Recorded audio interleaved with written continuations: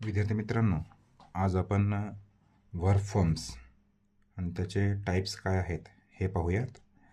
यामध्ये बघा, verb, it's forms and sentence structures. आता V1, V2, V3, V4, V5 यानुसार सेंटेन्स स्ट्रक्चर्स म्हणजे वर्ब फॉर्मचे सेंटेन्स स्ट्रक्चर कशा पद्धतीने बनतात हे आपण पाहूयात.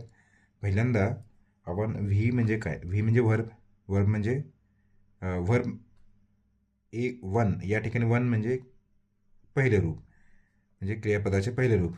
या ठिकाणी त्याच पद्धतीने V2 क्रियापदाचे दुसरे रूप, क्रियापदाचे तिसरे रूप, क्रियापदाचे चौथे आणि क्रियापदाचे पाचवे रूप. अशा पद्धतीने आपल्याला या ठिकाणी पाहता येईल. जनरली आपण कुठे गुगलला सर्च केलो तर V1, V2, V3 इथपर्यंत दिसणार. काही वेळेला आपल्याला हे पण दिसेल की V4, V5 पर्यंत, म्हणजे हे समजण्यासाठी. ठीक आहे. तर हे पहिल्यांदा आपल्याला समजून घेतलं पाहिजे की V1 हे जे असतात हे सर्व प्लुरल असतात. म्हणजे डिक्शनरीमधील जेवढे काही वर्ब्स आहेत ते सर्व V1 म्हणजे प्लुरल, आणि हे प्रेझेंट टेन्समध्ये वापरतात. कशामध्ये? प्रेझेंट टेन्समध्ये. प्रेझेंटमध्ये वापरतात. ठीक आहे. V2 हे पास्ट टेन्समध्ये वापरतात, पास्ट टेन्स. V3ला म्हणतात past participle, past participle. V4 म्हणजे कंटिन्युअस, काळामध्ये कंटिन्युअस जे असतं त्यामध्ये वापरतात, NUOUS, कंटिन्युअस. V5 म्हणजे हे प्रेझेंटमध्येच, परत प्रेझेंट. ह्या काही गोष्टी लक्षात ठेवा तुम्ही. Present, past, past participle, continuous आणि प्रेझेंट पार्टिसिपल, प्रेझेंट.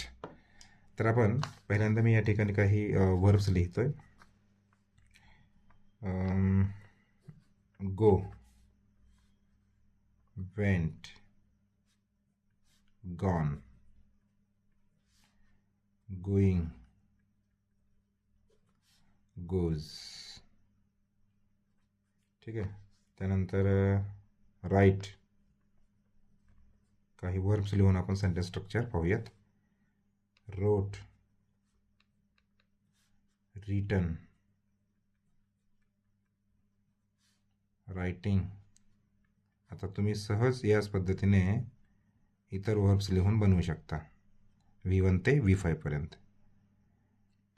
रायटिंग आणि राईट्स,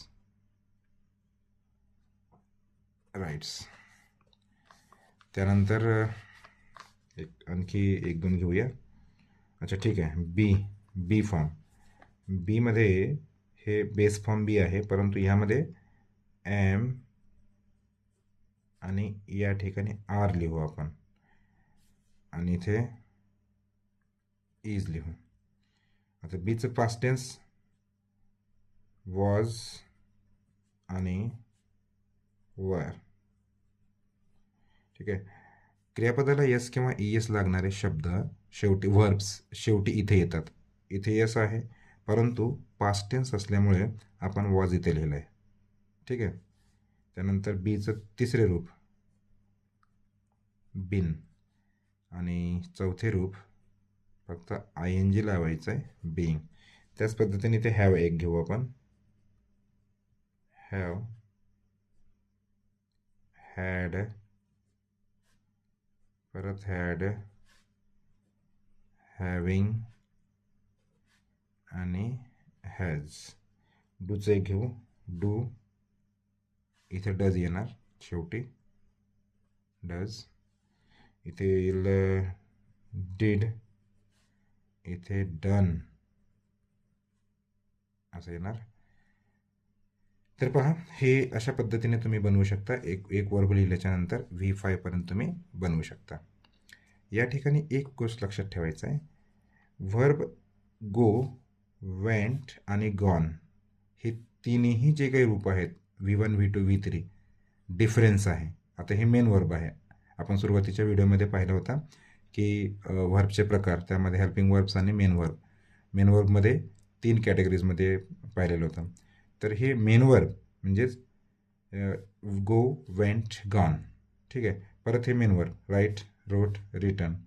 बी हे हेल्पिंग वर्बमध्ये पाहिलं होतं, परंतु जेव्हा एखाद्या वाक्यामध्ये मेन वर्ब नसतो तेव्हा ते नसल्यास जे am is are was were किंवा have has had do does हे जे येतात तेव्हा ते मेन वर्बचं कार्य करत असतात किंवा लिंकिंग वर्बचं कार्य करतात. ठीक आहे. असो, इथे पण राईट, रोट, रिटन डिफरन्स आहे. एखादा आणखी एखादा पाहूया. कम, केम, कम, कमिंग आणि कम्स. परत एक पाहूया. स्टार्ट, स्टार्टेड, स्टार्टेड, स्टार्टिंग आणि स्टार्ट्स. अशा पद्धतीने आपल्याला हे वर्ब फॉर्म्स पाहता येतात. आता यामध्ये डिफरन्स काय आहे पहा. ही तिन्ही रूप वेगवेगळे आहेत. या ठिकाणी कम, केम, कम, फर्स्ट अँड थर्ड हे सेम आहे. मग इथे स्टार्ट, स्टार्टेड आणि स्टार्टेड, इथे सेकंड आणि थर्ड सेम आहे. मग हे वाक्यामध्ये कसं ओळखायचं, सेकंड आहे का थर्ड आहे, किंवा या ठिकाणी कम हे वाक्यामध्ये आलेलं असेल तर फर्स्ट आहे का थर्ड आहे, कसं ओळखायचं आहे. तर ह्या गोष्टी या V1, V2, V3, V4, V5मध्ये आपण पाहूयात. पहा काही एक्झाम्पल्स. हां, त्याच्या आधी आणखी एक महत्त्वाची गोष्ट. V1 प्रेझेंट हे पास्ट आणि V3 पास्ट पार्टिसिपल कंटिन्युअस, म्हणजे इथे कंटिन्युअस म्हणजे ING लागेल. क्रियापदाला ING लागणार. प्रेझेंट V5 म्हणजे प्रेझेंटमध्ये यस किंवा क्रियापदाला यस किंवा ES लागेल. ठीक आहे. जेव्हा थर्ड फॉर्म वाक्यामध्ये येत असतंय तेव्हा त्याच्या आधी, या क्रियापदाच्या आधी हॅव, हॅज आणि हॅड हे थर्ड फॉर्ममध्ये येतात. जेव्हा हॅव, हॅज, हॅड हे शब्द दिसतील, व्हर्ब्स दिसतील, तेव्हा आपण समजायचं की क्रियापद थर्ड रूपामध्ये आहे. म्हणजे पास्ट पार्टिसिपल्स जेव्हा येईल हॅव, हॅज, हॅड याच्यानंतर V3 असेल, म्हणजे हे असल्यास V3 असणारच, हॅव, हॅज, हॅड. ठीक आहे. तर हे जेव्हा येतात तेव्हा ते वाक्य एखादी गोष्ट असं झालेलं आहे किंवा झालेलं होतं अशा पद्धतीने सांगते. म्हणजे हॅव आणि हॅज हे प्रेझेंट आणि हॅड हे पास्ट टेन्स. ठीक आहे. वाक्यामध्ये आपल्याला समजून येईल ते. आता प्रेझेंट टेन्स, प्रेझेंटमध्ये नाही, हा एक महत्त्वाचा होता. ठीक आहे. आता वाक्य बनवू आपण. आता सब्जेक्ट, व्हर्ब, ऑब्जेक्ट हे तर तुम्हाला माहिती आहे. आता वाक्य कशा पद्धतीने बनतात हे पाहूया. फॉर एक्झाम्पल्स बघा. एक्झाम्पलमध्ये एक्झाम्पल 1 यामध्ये आता काय म्हणू आपण, personal pronouns I, we, you, he, she, it आणि दे हे पण आपल्याला लक्षात घेतलं पाहिजे आपण. तरीसुद्धा एक सब्जेक्ट, व्हर्ब, ऑब्जेक्ट हे काय आहे थोडक्यात आपण पाहूया. Subject, verb, object. ऑब्जेक्ट म्हणजे या ठिकाणी अदर वर्ड लिहितोय मी. ठीक आहे. अदर वर्ड म्हणजे याचा अर्थ असा की subject, verb, parts of speech यानंतर या ठिकाणी येणारे इतर शब्द म्हणजे अदर वर्ड. ऑब्जेक्ट पण आहे. सब्जेक्टचे दोन प्रकार,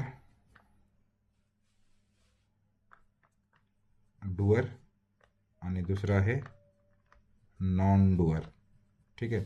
इथे तर व्हर्ब आहे, इथे मात्र इतर पार्ट्स ऑफ स्पीच येतात.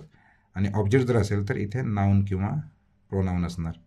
ठीक आहे. अदर वर्ड याच्यासाठी लिहिलं आहे मी की जे इतर पार्ट्स ऑफ स्पीच आहेत, नाऊन प्रोनाऊनच्या नंतर आणि नाऊन प्रोनाऊन व्हर्बच्या नंतर adjective, adverb, preposition, conjunction, interjection हे सर्व अदर वर्डसाठी मी लिहिलेलं आहे.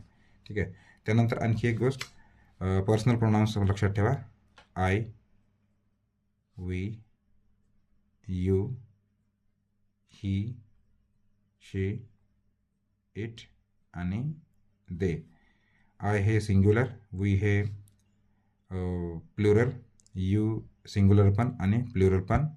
त्यानंतर he singular third person, she it हे सिंग्युलर थर्ड पर्सन आणि दे प्लुरल. ठीक आहे. आता पहा एक्झाम्पल नंबर 1. एक्झाम्पल नंबर 1 आपण आय घेऊ. आय प्रेझेंट टेन्समध्ये आपल्याला बोलायचं आहे. मी जातो, आय गो. मी जातो किंवा जाते. ठीक आहे. हे असं वाक्य बनेल प्रेझेंट टेन्समध्ये. कुठलंही सेंटेन्स तुम्ही मग I, we, you, he, she, it, they कोणतेही सब्जेक्ट घ्या आणि त्यानंतर क्रियापदाचे V1 म्हणजे क्रियापदाचे पहिले रूप वापरा. समजा आय गो, मी जातो किंवा जाते. वी गो, इथे वी वापरलंस. वी गो, आम्ही जातो किंवा आम्ही जातो. ठीक आहे. त्यानंतर यू गो, तू किंवा तुम्ही जाता.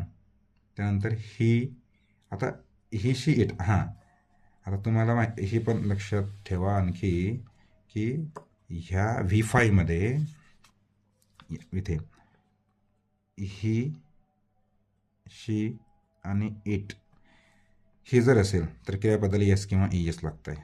म्हणून इथे आता दुसरं वाक्य आपण हीच्या संदर्भात पाहूया. ही गोज, तो जातो. ठीक आहे, इथे लिहितोय मी. ही गोज, तो जातो. हे असं बनणार. किंवा जाते. शी गोज म्हणजे ती जाते. ही गोज, आता हे आपण लिहायचं नाही कारण इथे ही आहे. She goes, he goes, it goes. तो जातो, ती जाते, ते जाते. अशा पद्धतीने आपल्याला हीच्या संदर्भात म्हणजे हा तक्ता जर लक्षात ठेवलात तुम्ही, हा जो तक्ता आहे प्रेझेंट V5 म्हणजे प्रेझेंट येस किंवा ES लागतंय. कधी लागतंय? ही, शी, इट असेल तर. सिम्पल. ठीक आहे. कंटिन्युअस. त्यानंतर बघूया ह्या 3 कंटिन्युअस पास्ट. ओके, ठीक आहे. पुढे पाहूया दुसरं एक्झाम्पल. याच्यामध्ये बघा दुसरं नंबर 2. आता मी गेलो असं जर वापरायचं असेल तर आय वेंट. आय वेंट, मी गेलो. मी गेलो, मी गेलो किंवा मी गेले.